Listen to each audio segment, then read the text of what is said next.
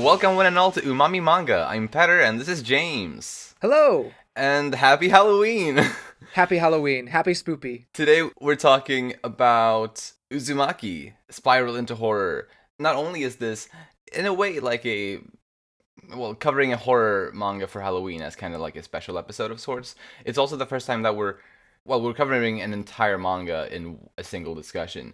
So here's a spoiler warning for all of Uzumaki, since we are going to be covering all 3 volumes plus the last chapter today. Written and illustrated by Junji Ito and published from 1998 to 1999, this story is widely praised and very well received all around the manga world. I think it's safe to say it's the most famous horror manga out there, right? I wouldn't know. I'm not too into the horror manga genre, but Fair. I'm really not either, but I knew Junji Ito, like his name and how popular he was. And I knew like some of these stories, like because I had seen like not clips, but pages, people were sharing, but I didn't know where they were from. And so I don't know like if there's one that he's made that's even more famous than this one, but I think it's fair to say this is highly regarded. Yeah, and to be fair, I'm not really into the horror genre kind of at all, like in any mediums, but yeah, Uzumaki Junji Ito obviously is such a big name in the manga world, and to me at least, Uzumaki seems to have been the title that's kind of come into or that I've heard about the most kind of prior to having read it, which was why I got interested in it, why it's the only one out of his works that I've read so far. And well, I guess first of all, I will admit that after having read this manga, because I read it for my first time a couple months ago, and after having read it, spirals do kind of creep me out now. Whenever I see them kind of out in the real world, when I see a spiral shape or something that's reminiscent of a spiral. Mission success. I mean, it's actually worked on me, and I remember that's something that I had heard people say. Like others who had read this before me told me that it had that effect on them, and it did it on me. I mean, it's not like I actually get scared. It's not like I'm not like Shuichi or his mother in that regard. But it does give me a little bit of a feeling in my stomach, like when I see a spider, like, oh shit. So I actually find Uzumaki to be, I mean, at times it's scary. Like, don't get me wrong. I find it more to be disturbing and unsettling than scary, which I think can definitely be different. And I think that's partly to do with, there's no jump scares. Right. There's no, like, usually there isn't something like chasing you or something like that. There's a couple instances where that does happen, but right. It's different in that it's kind of like sometimes psychological horror, sometimes body horror, but it's usually like, disgusting or disturbing in that sense. But I like this kind of unique take on horror, at least for me unique, because at least in Western media, you don't really see too many things like this. I'm sure exist, but especially within popular like horror stuff, you don't really see too much of this exploration into, a theme in a way. Yeah, right. I love how throughout really like every single chapter deals with this, like, the spiral and ways to make that unsettling in various ways. And how I love how creative Ito is, and how in finding all these creative ways to make the spiral into something kind of freaky or disturbing. It's really, really well done, and I love how wild his fantasy is to be able to come up with all of these ideas. Absolutely. Reading each chapter was just exciting to see how does the Uzumaki, the spiral, play into this. And I think it was always so fun to see. Sometimes I felt like that's a little bit of a stretch, but that's just me being a Debbie Downer or whatever. But have you ever seen videos like from Viz Media or Crunchyroll where they interview Junji Ito, and he just like kind of gives his opinions on scary things or things like that? He just on camera, he's a very like mellow guy, and honestly, he kind of seems like a normal, not very exciting person, but he's very wholesome, and like, they'll show him something scary. He's like, oh, well, that wasn't too scary. I thought it was kind of cute, to be honest. or or the show something scary. It's like, yeah, that was pretty scary, but it doesn't really have much reaction. Yeah. I haven't seen a lot of that, but I've understood that he is, as a person, very sweet and like like in a way that you might not expect from someone who kind of specializes in these gruesome horror manga that he Right. is known for. So it is pretty funny. But usually on umami manga, we kind of structure the discussions based on the characters, kind of divided up that way in order to kind of make it like kind of to make sense of it all and to have something to tie our discussion points to. But today we figured we'd do something a little bit different because I think I don't know, I didn't think we would be able to cover our the interesting points of the story thoroughly enough through the characters specifically. So we're going to go through the story just kind of chronologically, chapter by chapter, and talk about whatever we want to bring up in that method or in that manner. So I guess without further ado, let's get into that. Okay. Starting with chapter 1, the Spiral Obsession Part 1. The story starts off with Kiri narrating the story, and she really does throughout the entire story, really until the very end when she's essentially frozen in time underground. Or, well, you know, we'll talk about more in depth later. Getting ahead of yourself. Yeah. But it's funny how really throughout the entire story she is the narrator, and I love how close we as the readers are able to get to Kyrie through her narration. Yeah. And also thanks to her really being present in pretty much every single scene, if not actually every scene. I guess I'm not entirely sure, but I mean, she might be in every single scene. I'm not entirely sure, but at least she's there in almost every scene.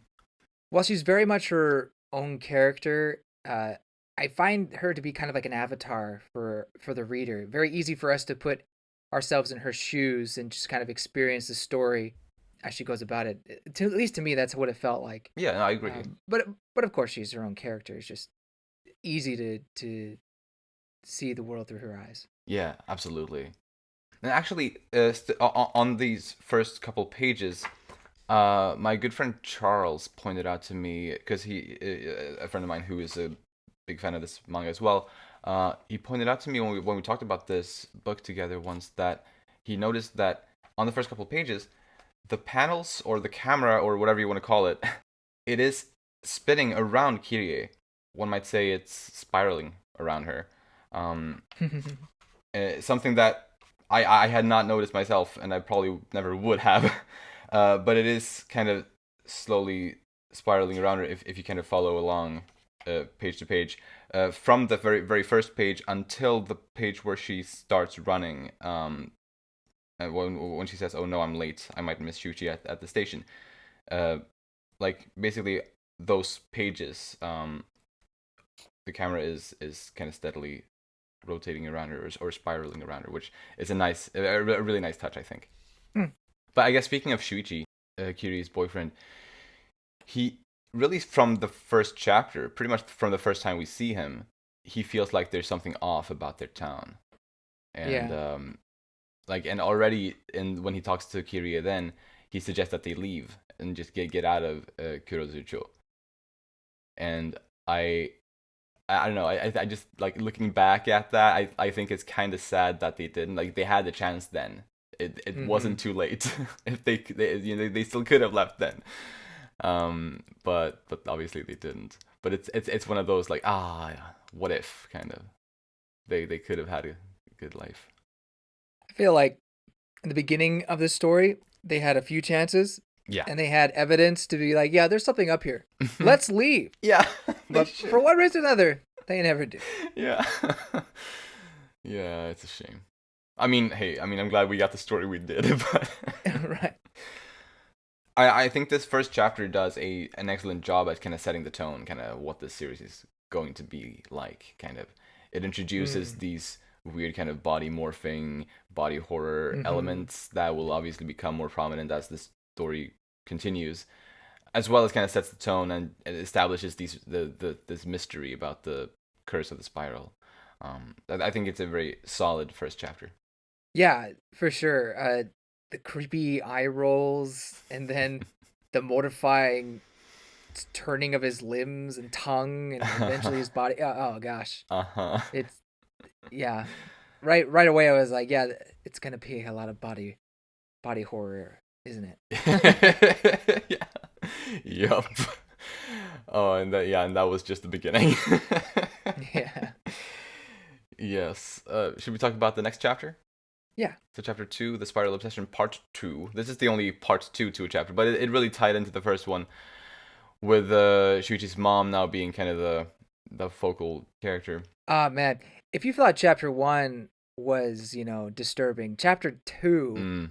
really takes the body horror up a notch, and just like the self mutilation. It's just like, Yeah. I didn't stop. Yeah, it made me really uneasy. Like, especially since we knew what state she was in. We understood how severe her issue was. She cut off the tips of her fingers and toes, and like cut her hair off and everything. So as soon as the idea came up, or like as soon as we learned about the cochlea, I don't know how it's supposed to be pronounced. The spiral shaped part in the ear. Right, right. Anyway, as soon as that kind of came into the story, like, all right, I think I and probably a lot of other readers got like this really uneasy feeling, as it's like, oh shit, she can't learn about that. If she does, it's gonna be really, really Right, bad. And obviously it was. right. It was done so well, just setting the vibes kind of around that. Yeah, it was like the great build up to the moment where, because you knew she was gonna, you felt like you knew she was gonna stab herself. Yeah. By the way, terrible hospital. Like, who keeps the scissors in the drawer next to her when she's True. already cut off her fingers? Like, okay, fool me once, shame on you. Fool me twice. What the heck are you doing? Honestly, yeah. Anyway, um, The 90s, man. not yeah. Who cares? Regardless, like, she just took the scissors and went straight for it. And the poor woman was never the same. Yeah. Yeah, rip Mrs. Saito. Rip indeed. Well, and Mr. Saito. Like, Well, yeah. They're both gotta just they pop up here and there throughout the story just to torment Shuichi. Yeah. But here I guess they kind of end up with souls trapped by the spiral, cursed by the spiral. Yeah. Poor guy, poor Shuichi. Like, he suffered so much in just the first two chapters of the story. He had already suffered immensely, like losing both his parents in each of those first two chapters. Yeah, Poor guy. Like, I don't blame him for ending up the way he did. Like, absolutely not. man. One last thing I'll say is that centipede that was just randomly came in the Mukade. Mm-hmm. Like, centipedes are gross. Yeah. And I definitely have a small fear of centipedes crawling into any hole in my body, Understandable. particularly my ears. So that is definitely a little fear there. I mean, good. I mean, good for the sake of the horror. That's good. Yeah. Yeah. My last thing on this chapter is how I loved kind of how well it really worked out. That firstly, the most obvious spiral of the body exists inside of the inner ear, and that's also where the balance organs are. So obviously, as we know from when she stabbed herself in the ear, she kind of ruined her balance organs as well, which made her her balance got all wacky, and she felt like she was kind of just spiraling out of control, which obviously works well for the themes of the story and everything. So I just love how well that worked out with all of that considered, like both that thing is in the ear as well as the balance organs. It just worked out so well. Truly. So then let's talk about chapter 3, the scar. I'm gonna say I think this is one of the best. I don't think it's the Alright. best. I do kind of have like a semi ranking of things. I think this is in top 3. I think this is one of the better ones. Nice. Maybe top 5. But anyway. Sorry, Yeah. No. It is really good, and it's I'd say it's at least one of the most iconic chapters. Mm-hmm. And yeah, like I think that the obsession that Azami develops for Shuichi in this chapter is super eerie to me. Yeah. Like it's always like in fiction and I guess in real life too, people or characters who I guess develop feelings for someone and they can't let go of the feeling kind of no matter what they're told. That always kind of that's always eerie to me. And it really had that effect here for sure. Definitely. psychotic. Mm. But let me just say, this girl wanted to start trouble by asking to go see her boyfriend. Like, Uh-huh. what? Or her being Kirie's boyfriend. It's like, why do you need to go with her? Like, okay, I understand. Like, you want to meet your friend's boyfriend, but like, I don't know. It seems like you were wanting, like, you wanted to get the boyfriend's reaction to you. You know, Yeah, oh like yeah. that's almost like what she wanted. Uh-huh. Maybe it was a more subconscious thing, but when she didn't get it, that's when the madness started to settle in. Oh yes. Ah. One of the most disgusting things, though, in this chapter is the eye rolling down the spiral. Mm. It's like, hold on, heapy cheapers. Yeah, it just comes Can't wait to loose. see that animated. Yeah. Oh my god. Oh yeah. I guess quickly about the anime adaptation that has been postponed several times by now. But I mean, I'm kind of glad that I don't mind it. I'm glad that they're taking their time with it to make it as Mhm. perfect as can be. But it is confirmed to be 4 episodes long only. Um, Oh. with that in mind, unless they're like longer than usual anime episodes, then they're Mm. gonna have to skip probably a bunch of things to Yeah. for it. So I don't know which parts are gonna be in it and which parts won't be. I hope this chapter will be in it though. Like I really hope so. Mm. It makes you wonder if they're gonna bother trying to do the entire story or not. Although to be Yeah. fair, 3 volumes for 4 episodes. That's not bad. Could be worse, I guess, but I don't know. I would feel like 6 episodes would maybe be the minimum. Oh, okay. Although, I mean, I don't know. I'm sure it's gonna be great regardless. Like the little very little teaser that we have been shown so far, I think looks stunning. Like it's Right. just a couple seconds kind of, but it looks so beautiful. Well, the art direction was amazing. Mm-hmm. And then the animation was so It fluid. really, I don't know if really that was was. just for that one moment or not, but if the whole anime is like that, like good night. Precisely. If the entire anime is like that, I don't mind that it's only 4 episodes, and I don't mind that they might skip some chapters or several chapters. Uh, it's Hmm. gonna be well, yeah. Assuming it's gonna all look like or look that good, then it's gonna be a treat to watch regardless. Yeah. But anyway, chapter 3. I think that this is the first time that well, it's kind of the first instance of a person who is cursed by the spiral and kind of acting harmfully toward others. Obviously, this Oh. becomes much more prominent as the story continues, but in the first two Hmm. chapters, there wasn't really anything like that. There were like the only ones who came to harm were people who kind of harmed themselves in a way. Yeah. But here from chapter 3 onward, there's actually people cursed by the spiral who are out to harm others for various reasons, and that kind of I guess ups the stakes to a degree. Yeah. I mean, in the end, she literally like sucks in the Okada guy Mm, into her whole spiral yeah, thing. yeah, man. Very, very, very disturbing. Yeah. But I loved it. I loved it for that because I felt like it was strange but unique and equally disturbing. Hmm. Just a really brilliant idea. For sure. Harry Potter's got a competition for the best forehead scar, so Yes, we'll see. he does. Well, let's talk about chapter 4, the firing effect. This chapter starts off by reminding us that Dragonfly Pond is sucking in that smoke from the crematorium. Um, Mm-hmm. and considering that we just saw, like in the previous chapter, we saw Azami's spiral sucking in not only that guy, but her even herself. Uh, Mm-hmm. so, kind of, I guess you could say that chapter 3 established that spirals suck things in, Hmm. or at least, yeah, the curse spirals. And yeah, as I said, how this chapter immediately after having seen Azami's forehead spiral sucking things in, we're reminded that the smoke from the crematorium is being sucked into the dragonfly pond, and Mm. I feel like it should be possible to kind of that early make the assumption that there is a spiral of sorts below the pond.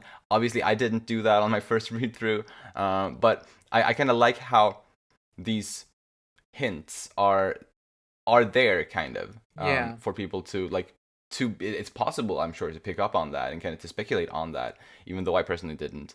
So I think that's kind of interesting. And also we learned earlier in the story that the Goshima family house and Dragonfly Pond are located in the center of town. That was something that was established very early, which could also maybe lead people to suspect. I guess taking it a step further, lead people to suspect that the town itself is a spiral. Um, but yeah, of course, I didn't make any of those connections on my first read through. But it's just nice that all these little hints are given.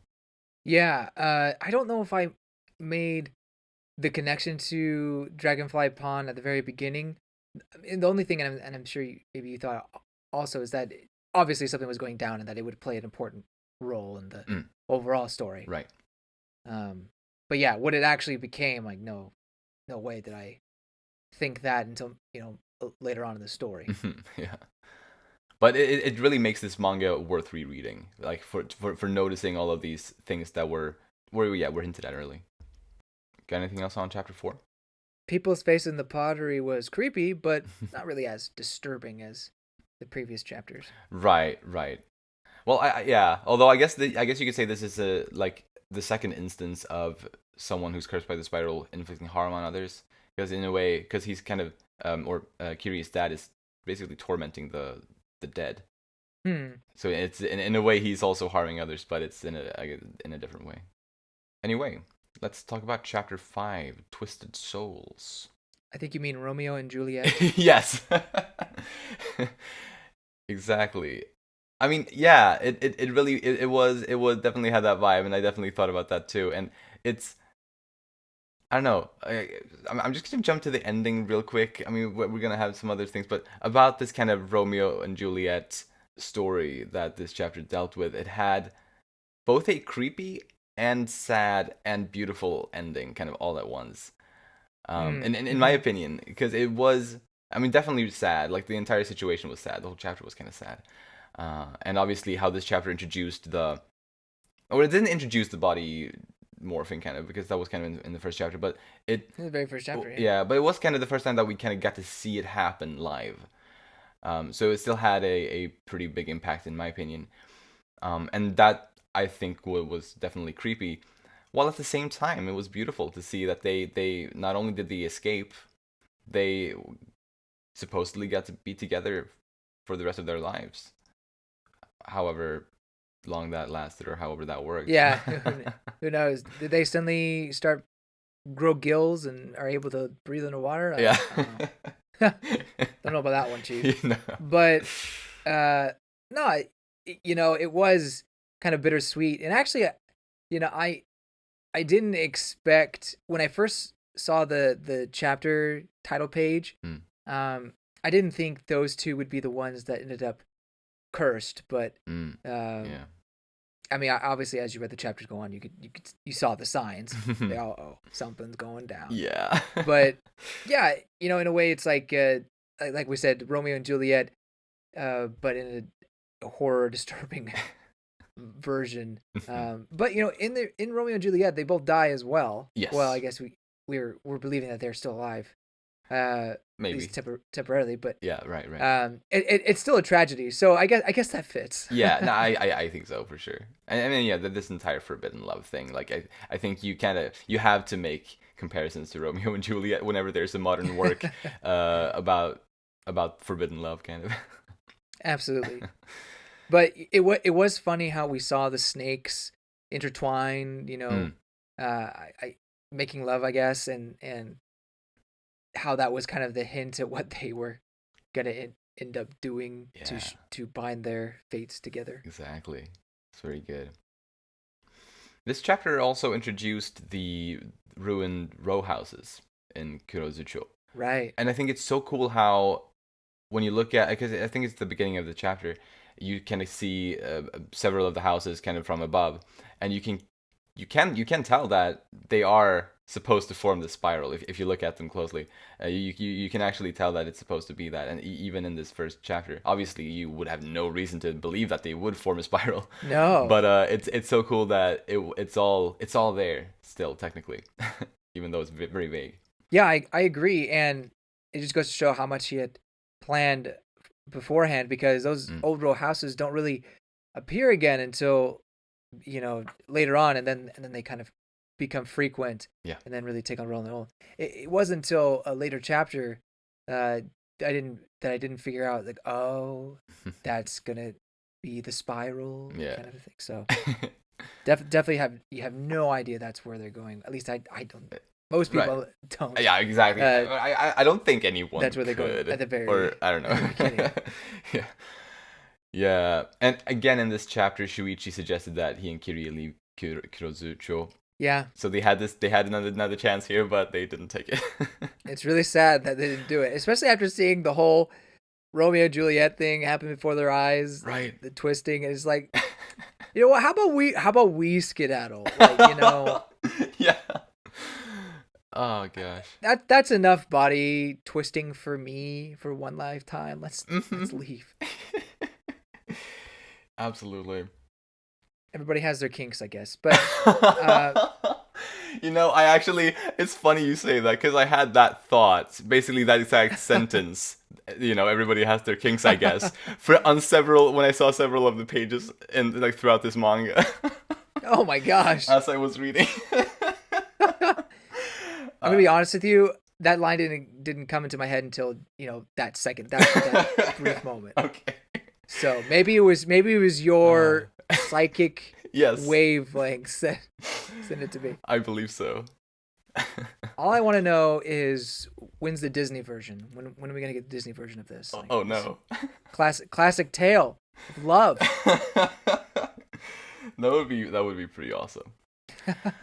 But you know, speaking of psychic communication, let's move on to the next chapter, and it's not chapter 6, but next I want to talk about the last chapter, Galaxies. And this one, obviously, I think we're both reading the physical book, which has the 3 volumes compiled, and it features the last chapter at the end. Mm-hmm. And it's technically a little bit unclear as to when it's supposed to take place, but I think it's definitely got to be at least somewhere between chapters 2 and 6. And I feel like, or at least personally, I feel like putting it between chapters 5 and 6, as we're doing here in the discussion, to me at least, makes the most sense. Yeah, I'm fine with that.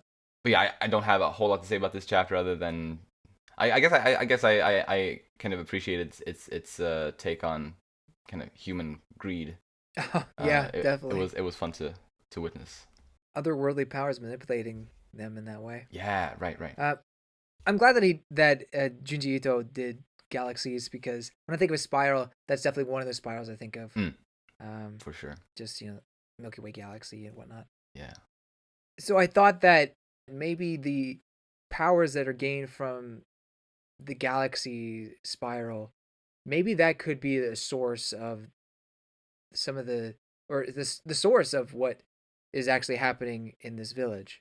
Oh. Obviously, there's no exact indication of that, but it's never clear at the end what or who exactly caused all this purposely. And not to say that it's not satisfying, and we'll talk about that at the end, but I just wanted to bring up, since it was a thought I had, and it is at the very end of the book, and not to say that really is a hard indication or anything, but maybe there could be something there.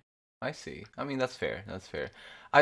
I'll just say that I think I generally disagree, though, because at least the way I interpreted the ending was that it was this city below the town that was the source of it all. That was kind of the reason for it all. Yeah, I think you're misunderstanding me. Oh, that's okay. Oh, sorry. What did you? Sorry. So, what if some sort of power that resides in those spirals came down to our world and built that city, like, or at least started the technology or the powers or whatever is causing the spiral to activate and build the city.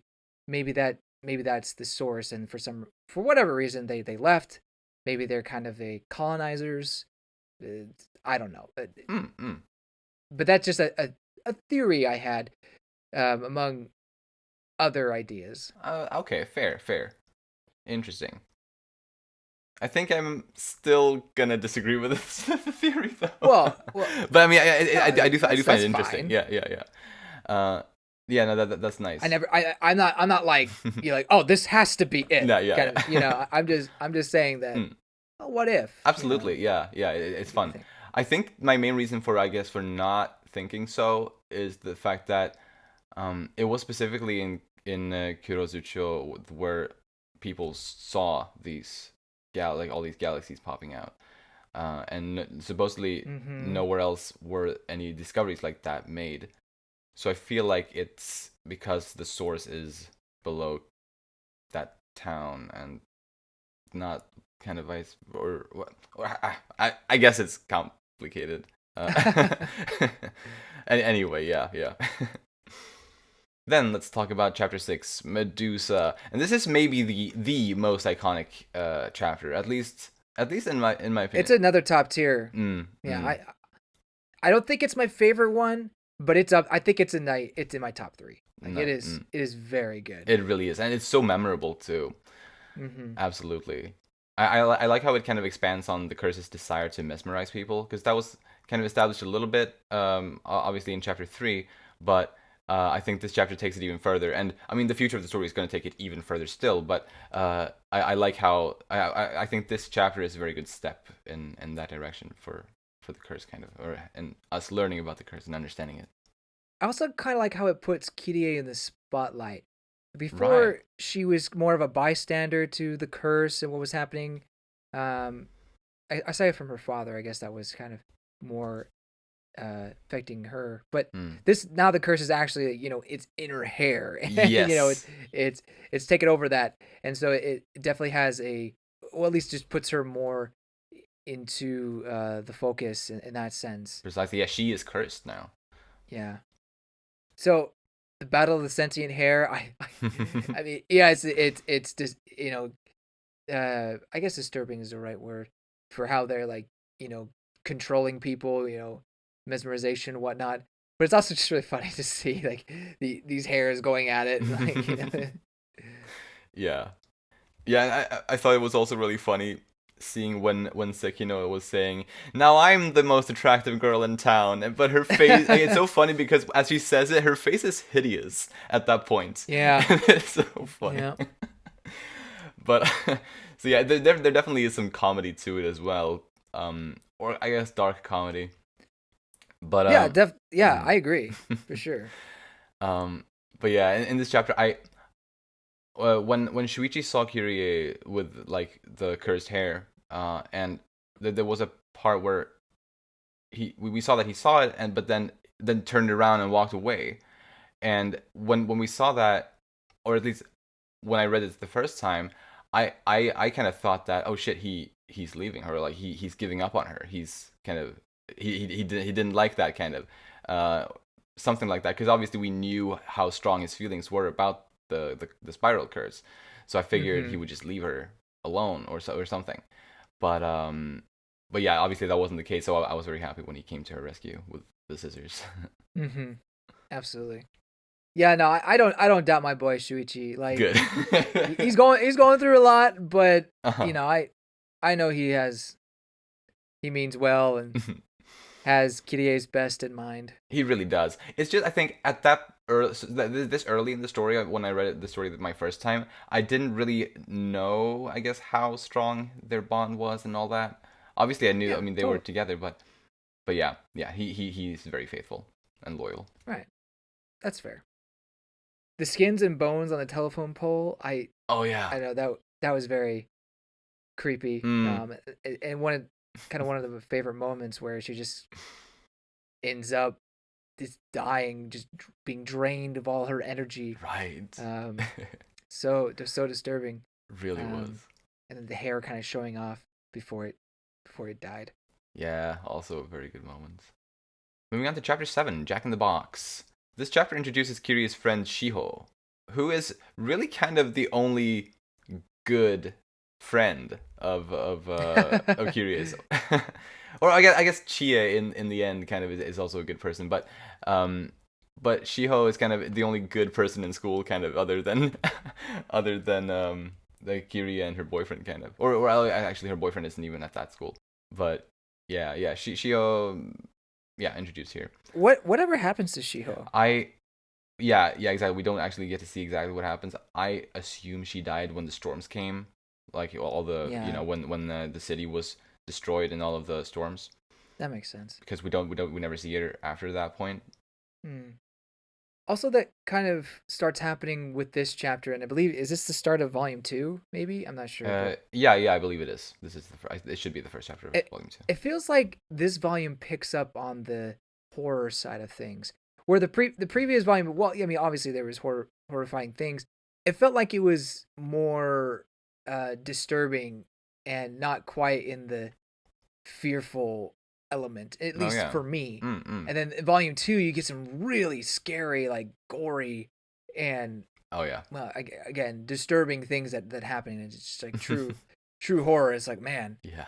it feels more traditional in that way, but still being very creative and unique in how he went about it. And some of these chapters I adore. Yeah. There's some absolutely masterful chapters. Jack in the Box, I'll say I wasn't all that fond of on my first read, but on my reread that I did recently, I appreciated this chapter much more than I did on my first read. Yeah, I feel similarly. Actually, Nice. it's spooky, but also kind of funny. Yeah, right. Yeah, by this chapter, it seems like it's not just the town that's cursed, but it's the people from Kurozu-cho as well. Like just kind of Hmm. anyone, even though, or at least that's what it seems like. People, even people who don't appear to be cursed, are still cursed by default just for being from this town. Since they're talking about how people who moved out to different towns and died elsewhere, when they're cremated, the smoke still creates these spirals in the sky. So yeah, I guess it's just interesting to see. Or I guess with that in mind, I wonder if there even was a chance for Kiria and Shuichi, even if they had escaped. Were they still cursed from the start anyway? Maybe not the start. I think because not everybody who was dying when they were and cremated were having the same issue. Either it started with Mr. Saito or it ended up just getting to the point of no return. Hmm. I mean, obviously, it doesn't matter at this point, but still, Yeah. I think there was maybe a little bit of hope, but yeah, it's too late now. Yeah, for sure. Sadly. And Mitsuru, or the Jack in the Box guy, he, I thought he was pretty similar to Azami from chapter 3, in how Ah, he's also a character who he can't, like he can't take no for an answer for from his romantic interest, who is also in both of these instances, the person that they're each interested in is already taken, and mm-hmm. they're still yeah, unable to kind of accept that. So I definitely saw similarities between those characters. And again, characters like this make me super uncomfortable. So it definitely works in a horror setting for me. Not only that, but the book says he's a seventh grader, Right. and that would put him like what, 12, 13, or maybe 14 or something like that. Yeah. He's quite young. And so I was confused because I could have sworn Kiria was in high school, and according to the fandoms, the Wikipedia things I've seen, like she says she's 18. It's like, what? Wow, okay. This 12-year old is just knows what he likes. Apparently. But I guess his interactions and what he was doing, his actions make a little more sense because he's so childish. Right. Yeah. He's still a kid, but anyway. Yeah. But he was definitely not right in the head. I mean, No. definitely needed some help. But the whole cursed by the spirit thing or spiral thing, and all I'm gonna say is Car 1, love 0. Just Car wins every time. It does. Yeah. One detail that I guess I'm not 100% sure if this is intentional, but on the first panel, when we get to see kind of the entire body of his zombie coming out of the grave, obviously he's kind of patched together, kind of sewn up because of all of the damages that the car caused on him. So he is you can see he's damaged on a lot of places, but the place where he, at least when I looked at it, where I thought it looked like he was the most damaged still, was on the left side of his chest, where his heart would be. And I wonder if that is intentional, if that would symbolize the fact that he died with a broken heart or something like that. Oh, I could see that. Yeah, so chapter 8, the snail.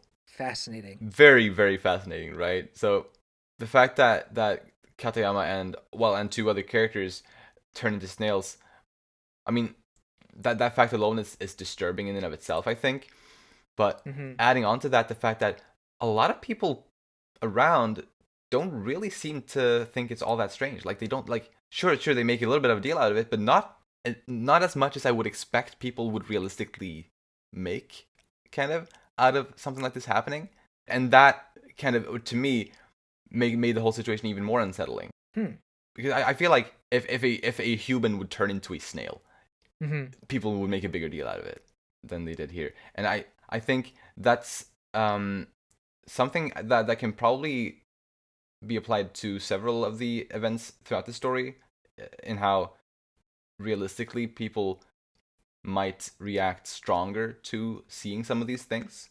As we're talking about, like, if we were maybe in Kiri's and Shuichi's shoes, we may have left the town much sooner than they did. I mean, they never did, but like how I think people would take a lot of these things more seriously, realistically. I think, and I mean, this is one of the examples with the snails in this chapter.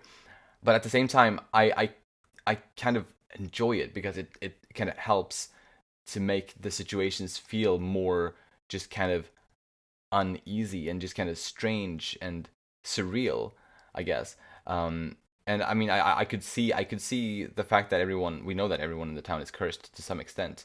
I could see that being maybe an explanation for that.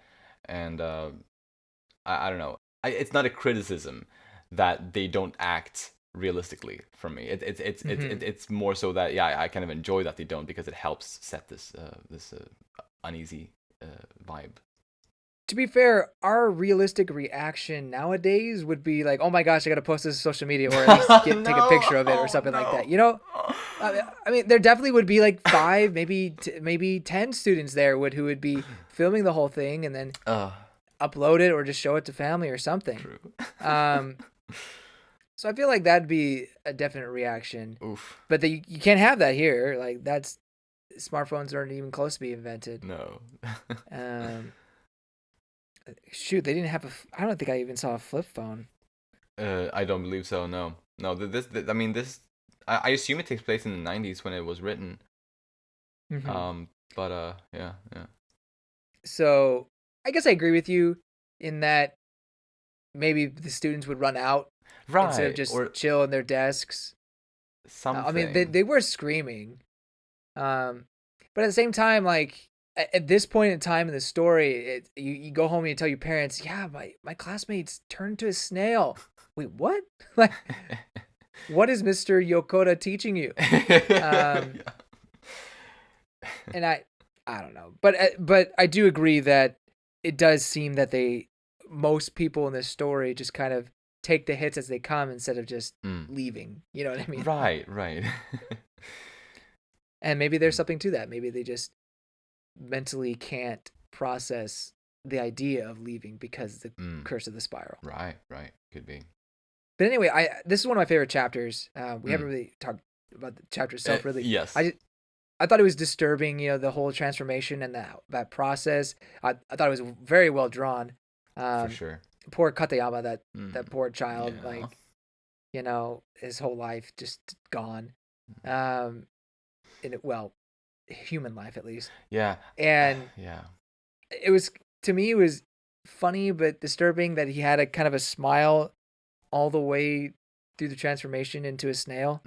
I don't know. Was he happy to go to school, or if that was just his default snail face? I don't know. Either way, it was kind of a creepy thing. Yeah. Oh man. And yeah, it is so creepy. And like, this chapter felt like kind of like a standalone thing at first when this chapter came around, and then the whole snail thing wasn't really part of the story for quite a while after it.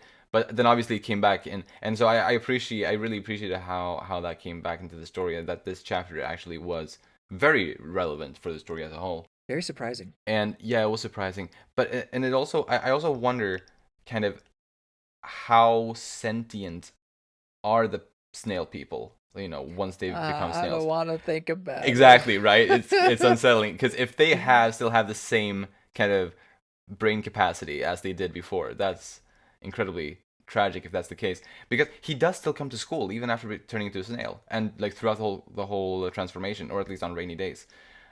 And even when he's on the school buildings, like on the side of the building as a snail, he came to school even though he was a snail. I came to school. I don't think he left. I Hmm, think he was there the entire day. could be.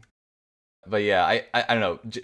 Just because it makes it even more tragic and gruesome, I'd like to think that they do kind of keep their brains intact throughout Well, everything. here's my one thing against that Ah, is Tsumura, the punk who bullied him. mm, I mean, he kind of deserved it a little to transform. I mean, I don't want to wish death or anything on people, but mm. No, he kind of had it coming yeah, in a way. for sure. But little did they know they were star-crossed lovers, Right.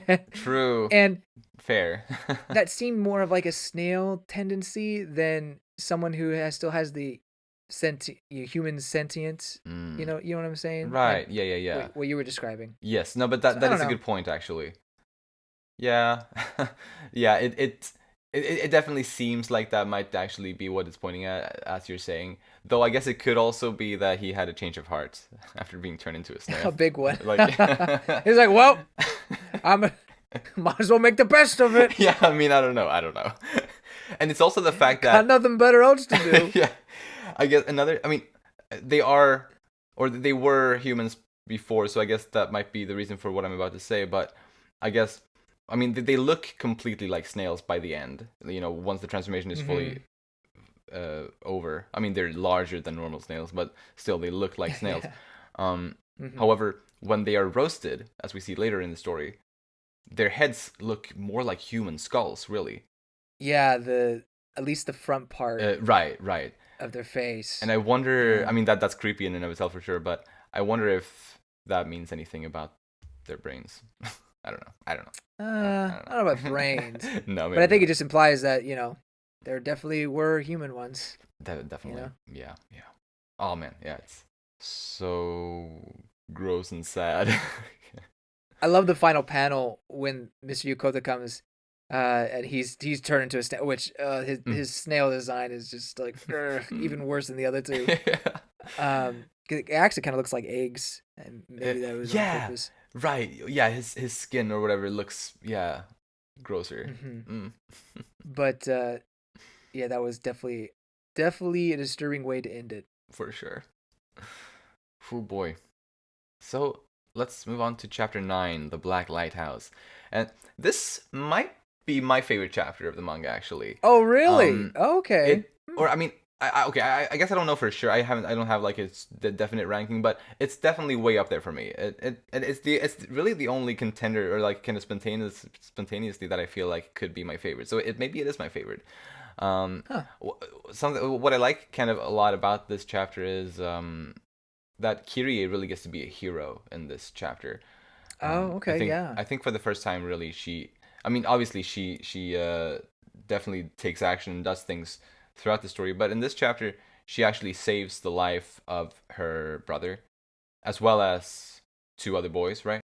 And yeah, she really kind of puts her life on the line for all of that, and it all kind of culminates in this uh, exciting and horrifying scene, which I don't know, I thought it was super interesting, and I enjoyed the mystery and thrill of it.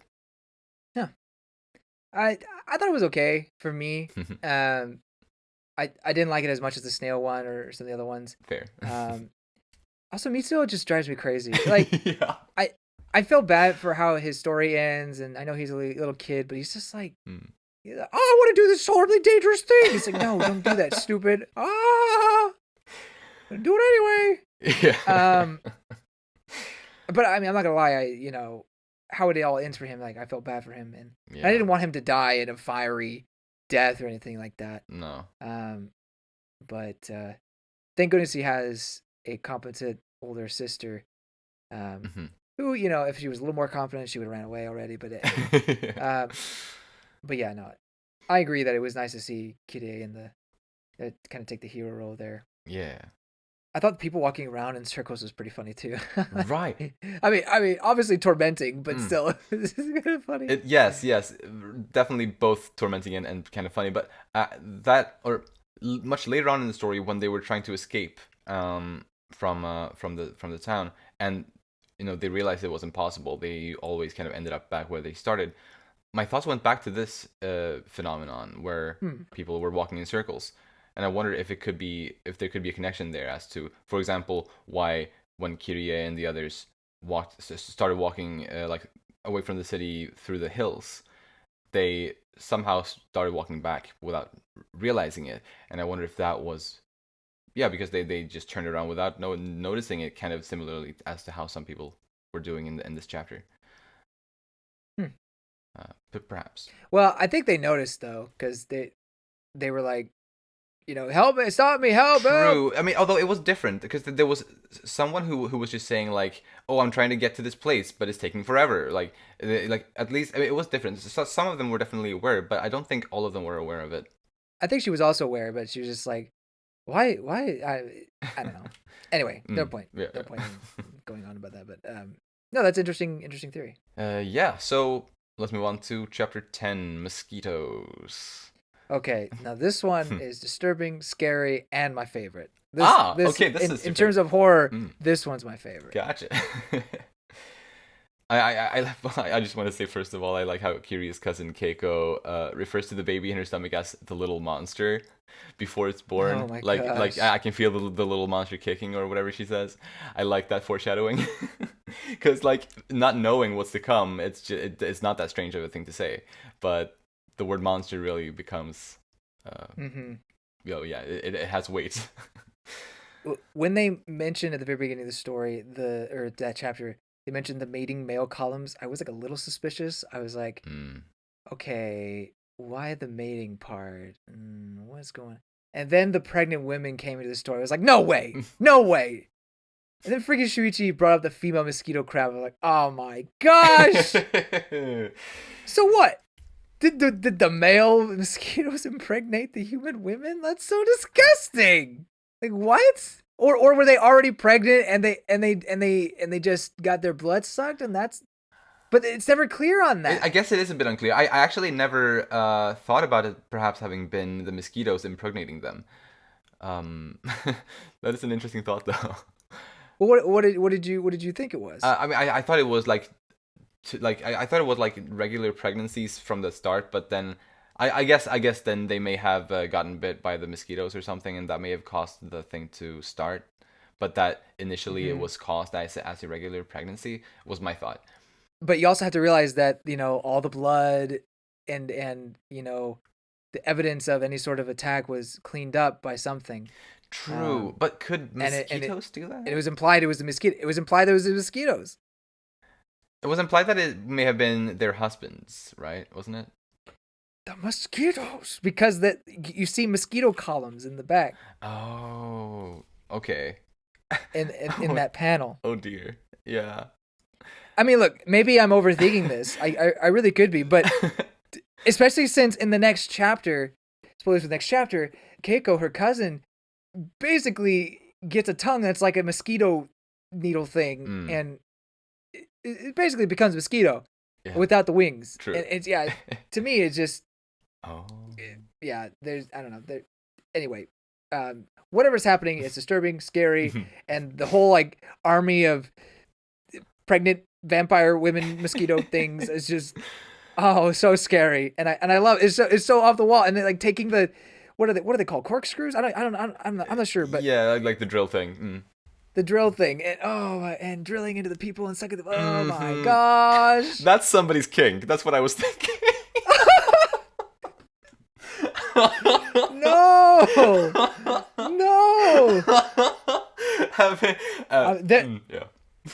There are. I don't know how many people there are in this world, but in the world population, there could be one. Yes, there could be one. I'm sure there's at least one. That's all I'm giving you though, because that. Oh my gosh. Well, Um. Yeah. So to me, in terms of just absolute horror, and just as I read each page, just the kind of realization, at least I feel, of what's going on, just settled, and it just made this my favorite chapter. nice. It's definitely worthy. I also love how this, kind of as far as cannibalism goes, this chapter, it's kind of a good way to prepare us for what's to come. And obviously, the next chapter we have the placentas, and then obviously the snails later on in the story. True. Like, it does kind of prepare us a little bit for for the stuff that's actually, or in my opinion, probably a bit worse, at least as far as cannibalism goes. Well, at least as far as cannibalism, I guess so. The blood sucking is still gross. Oh, Man. absolutely is. It definitely. Not denying that. People are dying. Yeah, I think that's all I have on that chapter. But chapter 11 kind of connects to it. Yes, let's move on to chapter 11, the umbilical cord.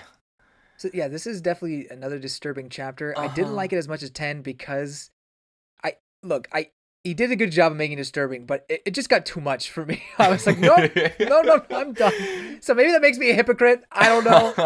But I mean, it's still good.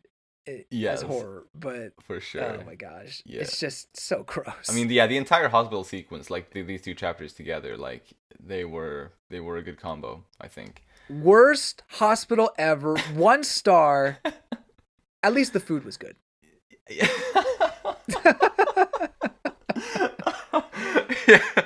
Oh my gosh, but yeah.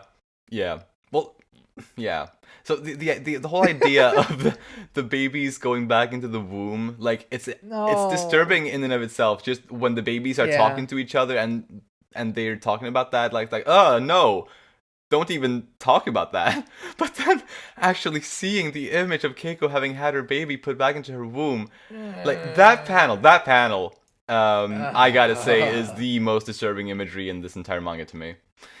Yeah, I think I'm there with you. It is. Oh, I love how disturbing it is, but yeah.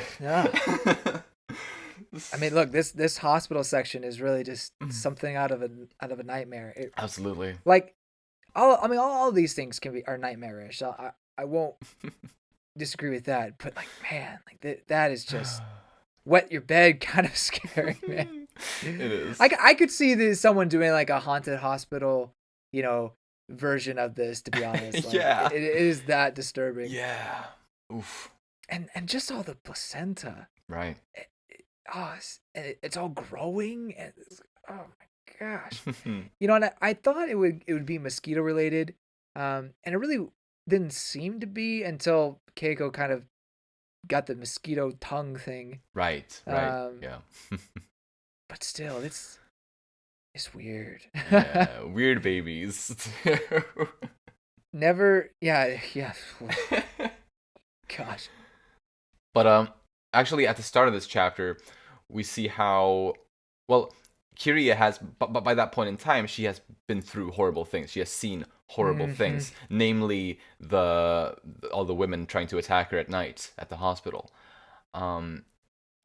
and she, she's trying to tell people, but nobody believes her. People think she's crazy for saying the things that she's saying. And I think from that point on in the story, Kiria becomes more like Shuichi in that regard, since, I mean, he has really from the very beginning kind of understood how weird things are, and even Kirie, until very recently, and before this, she used to say at least 2 or 3 times, like, oh, he's acting so strange lately, or some stuff like that. But now I think from this point on in the story, she understands him a lot better, and they're more kind of on the same wavelength when it comes to this curse and everything related to it. Yeah, I think I agree. I don't think there's really any other instance where she's like, Shuichi, what are you doing? Like, that's not. I mean, she doesn't talk like that. Yeah, I don't imagine so. No. But yeah, from that moment on, it does feel a little bit more like she finally is like, yeah, wait a minute, there's something wrong here. Yeah, for sure. This is not normal. No. Well, chapter 12, the storm, is up next, and I guess you can say this is the second time that the spiral curse is targeting Kyrie, because well, with the Medusa chapter being the first time, but now the curse is like it's calling to her and watching her and only her, and I think that is definitely creepy to know that she specifically is being targeted here. Storm simping for Kirie. It is yes. I love the line where Shuichi's like, you can't help how the storm feels. It's like it's like she's like broke some guy's heart. And it's like, you can't help how he feels, and just like you can't help how you feel, you know. Yeah. Yeah, and how I think he also kind of he sort of refers to the storm as a love rival to him or something like that. Yes, he does. That was kind of funny. At the very beginning of this chapter, Hmm. Shuichi and Kirie just sitting on the beach. He just looks so miserable. Oh yeah, like, I'm just done. I don't want to exist anymore. And Kirie, honestly, like, after all she's been through, she looks like life is good. Yeah. And then she just leaves her head on it. It was like, yeah, this is the best. Like, right. girl, do you not understand what just happened in the past 11 chapters? Oh yeah, could be the curse. Could be the curse that's kind of just making her feel better than she should. Maybe. That very very good potential, and or she's just like this super. This is her personality, just a very optimistic person. True. Yeah, it could be that too. Anything else on that chapter? No. Then chapter 13, the house. Wakabayashi, what a creep. Yeah, I knew that Wakabayashi was a creep as soon as you see the eye peeping. Yes. Like, because you don't see whose face, you just see the eyeball. Mhm. I was like, oh, I bet that's Wakabayashi. Right. Maybe they're trying to lead it to the other guy. No, it's Wakabayashi. That Yeah. I could tell through his freaking facade. What a creep. Yeah, definitely. He definitely had that kind of aura to him. But I was actually thinking of connecting this chapter to the previous one and how Wakabayashi, in a way, is a personification of the storm. Oh. As we were talking about earlier, the storm kind of seemed to like Kyrie, or I mean, as we said, Can't help how the storm feels. Can't help how the storm feels, and like how it being a love rival to Shuichi and all that. And obviously, we know that Wakabayashi definitely fancied her as well. And also how kind of the imagery of both the storm and Wakabayashi were keeping a single watchful eye on Kyrie. Oh, interesting. Obviously different, but still, I think that definitely was a similarity, at least between the two of them. And also how the storm vanished shortly after Wakabayashi died. So I could see that as being an intended kind of connection, but still very much a speculation. Yeah, it could be definitely could be connection. I will say the storm killed Wakabayashi, so I guess the storm killed itself. The storm being like the winds through a beam. Oh, true. I guess. Yeah. I guess how you. Yeah. That's a fair point, I guess. But I do agree with you that Kirie has to beat the boys off with a stick. It seems like. I'm guessing the spiral just really likes her. It definitely seems like it. Or something like that. I don't know. And maybe it just fixates on any woman, but still, I agree with you that it does seem like there's some sort of fixation on her. Right. It's like she's the main character or something. Yeah. Well, moving on to chapter 14, Butterflies. And yeah, this chapter introduces Chie Maruyama, another one of the characters that actually remain good throughout. One of the few, kind of. Yeah. Yeah. It was nice to have her around for a while. Right. And yeah, and from this point on, we know for a fact that it's impossible to leave Kurozu-cho. I think it was already impossible before this for some time. I agree. But at least from here on, we know for a fact.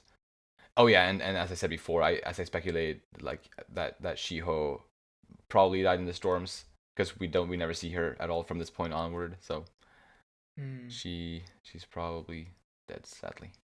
But Kirie gets a new friend in GA. Yeah. Yeah, it's like, oh, Shiho died. Oh, new friend, hey! Not being able to make noise is gotta be quite stifling. I feel like Mm, kind of suffocating in a way. definitely, I think, yeah. Um, Mm, yeah, and it's a different kind of terror or fear that I wouldn't have suspected. mm, It's almost like walking on a tightrope yeah, and you just being very careful how you go, right, how you move. So right. yeah, that there's some terror there. Mm. And then the demon children, Yeah. and now they fly. It, Now they fly. Oh no, yeah. Ugh, ugh. although nothing ever comes of that though. But still, they were Mm. terrible little monsters. Yeah, I mean they were kind of the pioneers in flying. Yeah, So like they were kind of the inspiration for those gangs that would come up later. yeah, Well, chapter 15, Chaos, is up next. And this is the chapter where they find that old map of Kurozu-cho. Which yeah. I love how ominous and mysterious that is at first. And like how it both foreshadows the future of the story while also giving us information in a way about the past. Hmm. It's I don't know, it's such a cool detail that isn't it might not be super clear at first, but definitely is very important in the grand scheme of things. Yep. I feel like maybe it started in chapter 14, but definitely chapter 15 feels like the story is building to its climax. Oh yeah. Like almost everything that's addressed in the previous chapters kind of starts coming back in a way. You know, the row houses, the Mm. twisters, the snails. Yeah. They all start kind of playing a role in what's happening in um I'll get it. Don't tell me. I'll get it. I gotta turn the page to it. Kurozu-cho. Yes. Yes. So this kind of felt like the start of that. Although it was my favorite chapter, but still was kind of suspenseful and confronting that the flying gang Right. snails eating what. Precisely. Yeah. So, chapter 16, Erosion. I kind of love the reveal about all the row houses being so full of people that everyone's like kind of Yeah. become tied together inside there. Uh-huh.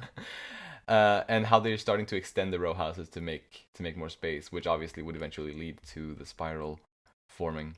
When when I saw them start building it, I was like, Mm-hmm. "Oh, that was the light bulb." Like, Yeah. "Oh, that's what's going on." Um, Yeah, oh it's man. such a good build up to that, like the whole thing. Yeah. It really works so well, and how it is definitely possible to kind of figure it out before it's spelled out for you. And yeah, I really enjoy that. Yeah. It seems like the snails and the tornadoes are forcing the people inside the row houses and then force them to build out. So it's like the spiral in that way is, or at least the curse is forcing people to build the spiral, because if they stay outside, then they're going to turn into snails or Mm. be killed other ways. So Right, right, right. that's kind of the feeling I got of why that was happening. I mean, other than being just disturbing and a curse, I feel like there's an end to the means for Precisely. this curse for whatever reason, For and sure. I think Yeah. that's what was going down. Yeah, yeah, absolutely. There's a reason behind it all. But yeah, we didn't get to actually see Kiria eat the meat of the snail person in this chapter, but we know that she did through her narration. She tells us that she did Yeah. eat that meat. And I mean, it's sad itself just to know that she did kind of, but the fact that we learn like very shortly after that, we find out that her little brother has started to turn into a snail. And that's like pretty much right after she ate the meat of a snail person. It's it's so unsettling and sad. Yeah, Mm. it really is. Yeah, so that's an interesting thing. It's like, do you call it cannibalism? Like I don't know. Yeah, it is. Yeah, it is debatable, I guess. I mean, it's disturbing either way, and there is like this moral dilemma you have here. Um, Hmm. I think. I mean, some of these guys, even if there was other food options, they probably just jump at the Uh, jump at the idea. yeah, yeah. But I don't know. Like, if it's eating an actual person or eating the snail that used to be human, I'll take the snail. Like, Yeah. I won't even starve. I'll be like, okay, you know what? Like, I don't know. And maybe I would chicken out at the end. I don't know. I mean, I definitely wouldn't eat it raw. Like, ugh. Um, Yeah. but speaking of that, so we also in chapter 16 get Tanizaki and Takemoto introduced, Yes. and I think both of those characters I like in different ways. Takemoto I like because he ends up becoming this deranged scumbag. For sure. But Tanizaki I like because I don't know. I feel like besides Kirie and Shuichi and even Chie, to me Tanizaki seems like the only capable person here. So let's talk about chapter 17, Escape. Operation Save Mitsuo from being eaten. Yeah. Oh gosh. Suspenseful and yet hopeless. Mm-hmm. I mean, I guess maybe he didn't get eaten, but he did turn into a snail. He did turn into a snail, and I think he escaped, but I mean, he probably didn't live long. At that point, yeah. It's like, oh well. What does it matter? Yeah. Really, I think in a lot of chapters in this manga, I feel like kind of it's the humans that frighten me the most. Oh. And this chapter definitely kind of was maybe the apex of that for me, and how kind of the humans that are the scary. I mean, sure they are cursed, I guess, but still, they're not cursed to like super noticeably cursed. Like they don't get like spirally hair or jumping around on a car spring, you know. It's not that level of cursed. So it makes it really eerie to see these humans acting so inhuman, kind of. Yeah, just super freaky how it's just crawling into the shell and eat. Oh yeah, like to eat, like, because when he does that, he crawls into the shell and he eats his face while he's while he's still alive. It's so ugh. No. Well, just like escargot. Escargot is not that big though. Yeah. and it didn't used to be a human. That's the big thing, yeah. Yeah, it didn't used to be that big. That's your problem? The size? I mean, hey, size doesn't matter. No. No. The snail eating was super disturbing. I did like the sudden slip into spiral madness at the very end there. Oh yeah. Kind of just put an end to their evil ways. Right. It's funny how Kirie promises to come back from Mitsuo. I was like, that's ever gonna happen. Yeah. Oh, that was so sad, honestly. When she has to like force him to go, like she pokes him with a stick, like go or I'll hit you. That actually was that was probably the most emotional part in this manga for me. Really? Like I was close to crying when I read that part. Yeah. And I don't think any other parts kind of got me emotional in that kind of a way. Like emotional in the sense of like kind of terrified, like yeah, sure, but like in terms of like kind of just sadness, loss or something like that. Yeah. This one was kind of the best at that, I think. Indeed. Speaking to your point about humans being the most terrifying thing, at first I was like, really? Is that? But now I think about it, like my favorite chapter and that section, like it basically dealt with humans. Yes, they were acting strangely, but part of it was that at night they were those creatures, and then blood sucking demons, and then they became these perfectly beautiful pregnant women, and I guess that's part of the disturbing and scary part of it. So yes, I agree. The humans are part of the most terrifying things in this story, right? And Takemoto and his snail obsessed crew definitely fit the bill there. Absolutely. Oof. Well, shall we move on to chapter 18, the Labyrinth? Yes, please. So a lot of big reveals in this chapter, like, well, things that one might have speculated on prior to it, but things that we actually get to know for sure, like the row houses forming the spiral, for instance. That's definitely the big thing that we learn on kind of the title page for this chapter, and how this whole thing going on in the town has likely been repeated several times throughout history, supposedly. And I think it seems pretty safe to assume that's the case. Yeah. Also, the reveal about the stairs leading down the well, like under the dragonfly pond, comes in this chapter by the end of it. So that's another pretty big one. Yeah, that was pretty big. I did not expect there. I didn't really know what the spiral was leading to. I mean, I knew it was leading to the pond, but I didn't think it would lead to something like deep underground. Right. Yeah. Kind of thing. That was really surprising to me, Mm-hmm. and yeah, I kind of wish I would have thought of it. It's like, oh, dang it. Yeah.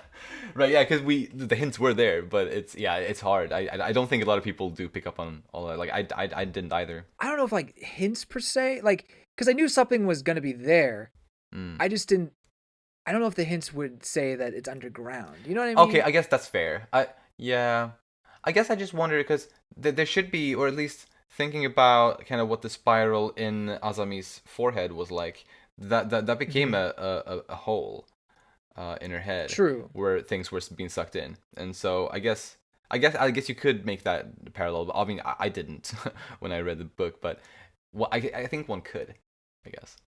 Okay. Fair enough. But yeah. But still, it was a cool surprise.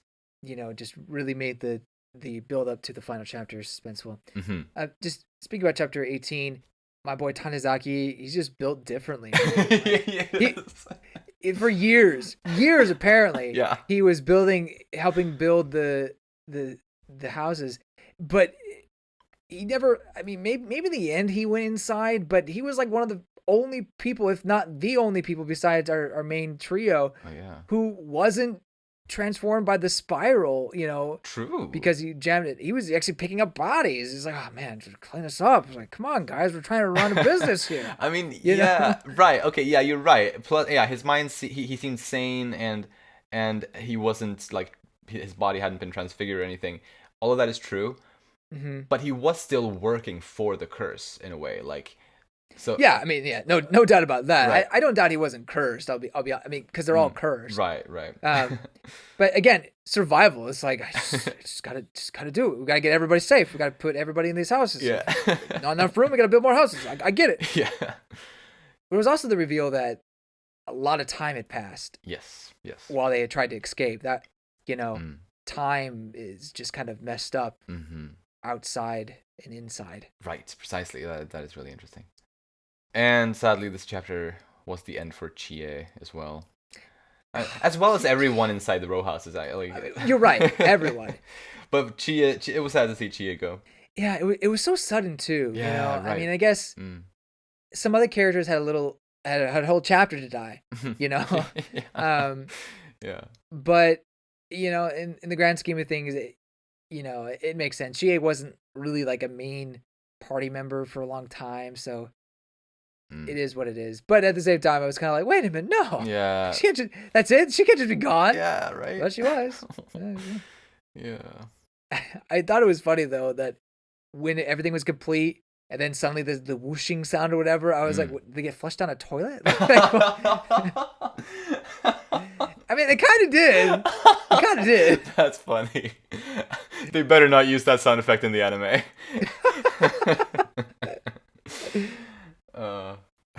Oh, it's plugged up again. Get the plunger. No, but it was kind of a drain though. So yeah, it was. That explains it for sure. Yes, and so they begin their descent. Chapter 19, completion. The final chapter gave us such a bittersweet ending. Yeah, absolutely. Awfully tragic in so many ways, but I kind of like. It's kind of beautiful with Kirie and Shuichi in a way getting to embrace each other for eternity. Like I think that's beautiful. Yeah. I guess like depending on how you interpret it, I think you can probably interpret the ending in a couple different ways, but yeah, it's definitely tragic and beautiful in my opinion. I agree. And it's eternity type of thing because even Kirie mentions that the spiral is eternal. Yeah. So I guess their love is eternal in that. Yeah. In that way. I actually had thought the mom and dad had died previously. You know, whenever they Right. disappeared, it was like they're dead. Mm. But no, I mean, she in the end she kind of sees them, Right. or she does see them, but they were dead. So it was like, Yeah, by then they were. But yeah, I also assumed that both of them died in the winds or like the storms. That each of them were yeah, kind of. it's kind of a strange reward, Yeah. for Kirie, you know, because usually the MC has something, a goal they're going to, and her goal was, well, find her mom and dad at that point. Yeah. And she had some hope that they were still alive. So it's kind of strange that she would be rewarded in a way, but you know, at that point it was just kind of like no point, or you know, pointless or too late. Yeah. But at the same time, it was still nice for her to see them. Yeah, I think so. I think it gave her some closure that she needed. Yeah. Yeah, and that's also true. Like how she and Shuichi by the end, sure it's tragic, and sure they may not have chosen to be in that situation, or they definitely didn't. But I think I don't think they were. I don't think either of them were like sad about how things ended, necessarily. Like I don't know. At least I didn't really get those vibes. I feel like they were together, they had each other, and they would get to embrace each other for eternity. And I think there was some value to that, even though things were also sad, I guess, at the same time. Yeah, you know, I mean, it was definitely like embracing their fate in, I don't know, some positive light, because at that point, Shuichi feels like he can't go on. He tries to say, "Kirie, get out of here." I mean, I don't know how she would get out of there. So, True, yeah. but in the end, I think they just deal with the fact that, you know, there was nothing they could do, and at least we were together. Yeah. That kind of message. Precisely. And so they do what the Romeo and Juliet couple did in chapter 5. Basically. Yeah, more or less. More or less, yeah. So, you know, when I saw the drill, I was, and at first, when I first read it, I was kind of confused what it was. I thought it was actually going to come out and just like poke out and be kind of an antenna thing. But when I reread it, I realized, oh, it's the plug. Right. And so when it screwed down, or when it came down, all the water and then everything, not just the water but all the people, spilled into it. Precisely. So I was like, okay. So it's very interesting, and I guess over time that lake will fill up again, and then people will build around it or something. I don't know. Yeah. I wonder how this can be redone. Like, you know, how the Spyro can get away with it again. I mean, maybe over time people will forget. I mean, obviously there's no one to remember, but clearly people are aware that there's something going down there. And I don't know, they say the curse stops, so supposedly a plane or something could go around, could fly, or a helicopter could fly over them, be okay, and see that there's this strange spiral shape. Yeah, and everyone who lived there is gone. Yeah. Like, what would they do? Yeah, it's definitely suspicious. And yeah, but you know, in 200 or 300 years, you know, you're right. It might not be like a big deal anymore, and it might, people might settle there again, and the row houses may be partially ruined again, kind of as they were, and stuff like that. So I do believe it could repeat itself. Was it every 300 years? Is that what was established? I don't think anything specific was established. I don't think. Oh, okay. Gotcha. I don't believe anyway. But at the very least, the row houses were built before the 19th century. 19th century. Yeah, I do remember that. Yeah. But you know, it could have been a long time before that. At least it was before that, though. Yeah. That's all we know about the row houses. Well, then what about the Spiral City? Like, oh yeah, what is that? Do you have any thoughts about that?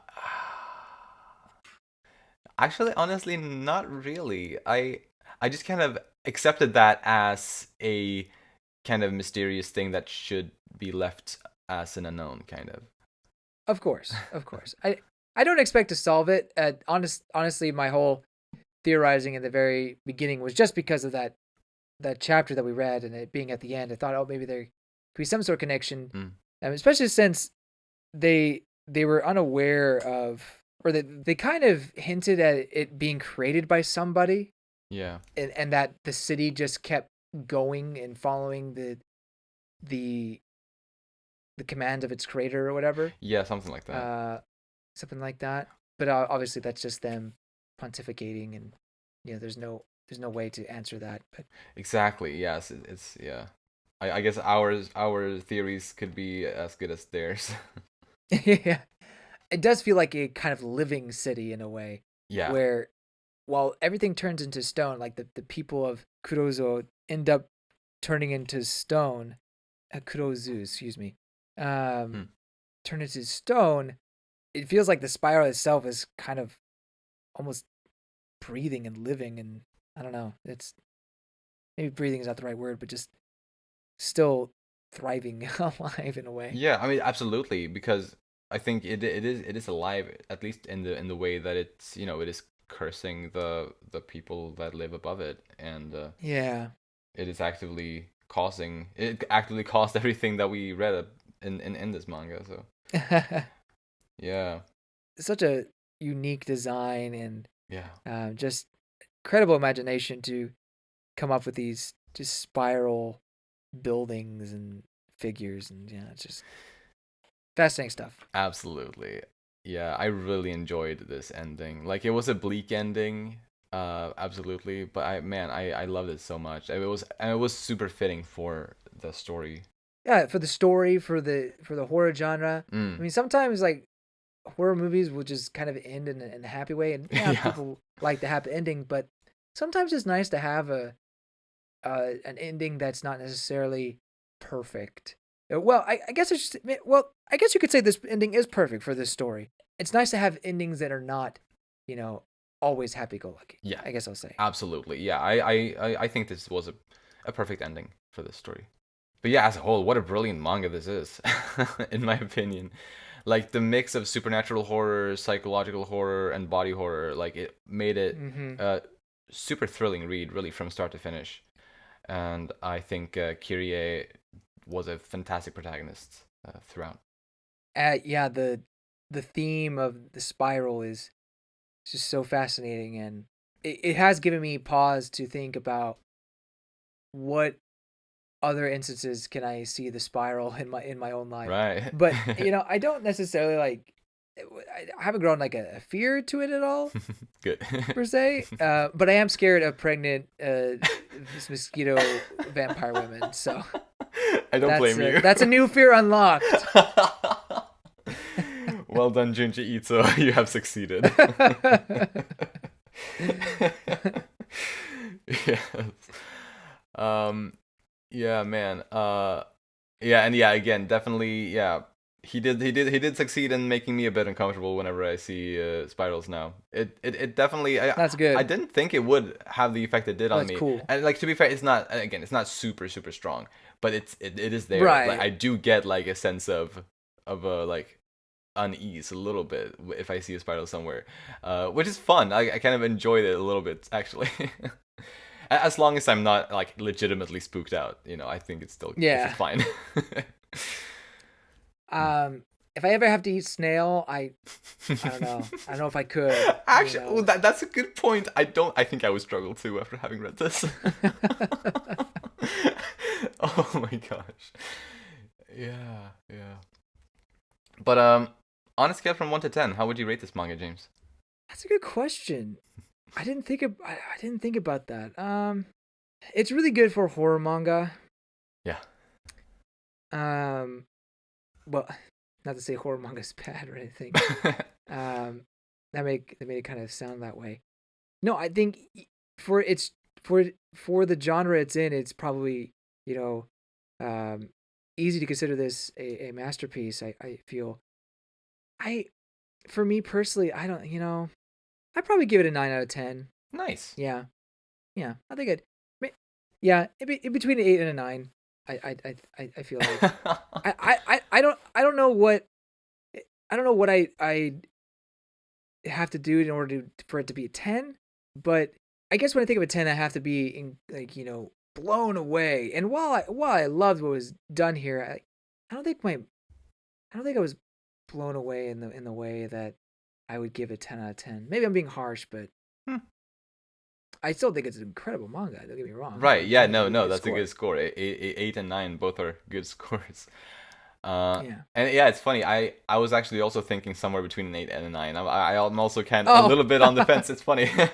I have on my anime list. I rated it an 8 for now.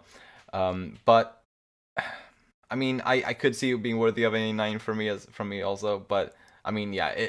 Either way, I absolutely loved it. It's such an amazing story, and I mean the art is Yeah. beautiful also throughout.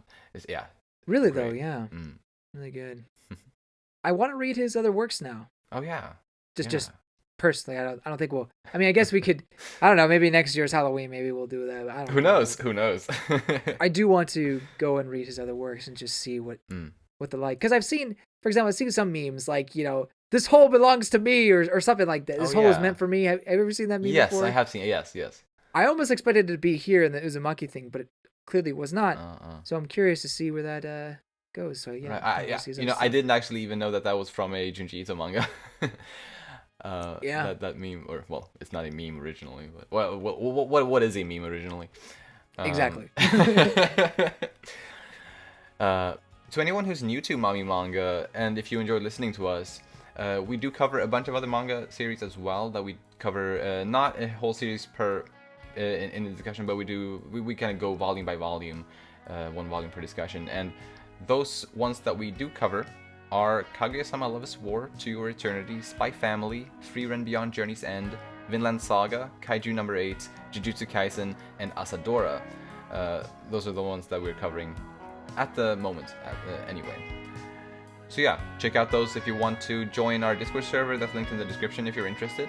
If you enjoy our content, you can follow us on Twitter at Umami Manga, and it would be lovely if you'd like to support us by rating our show on the podcast platforms and subscribing to our channel, Umami Manga, on YouTube.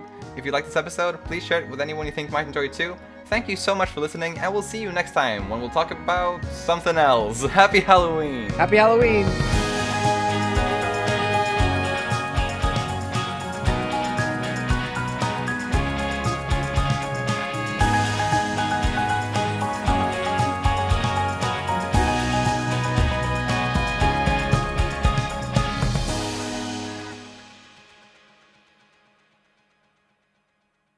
So let's talk about chapter 16, Erosion. Oh, did you mean chapter 17? Wait, that was the one we just talked about. Sorry, let's do that over.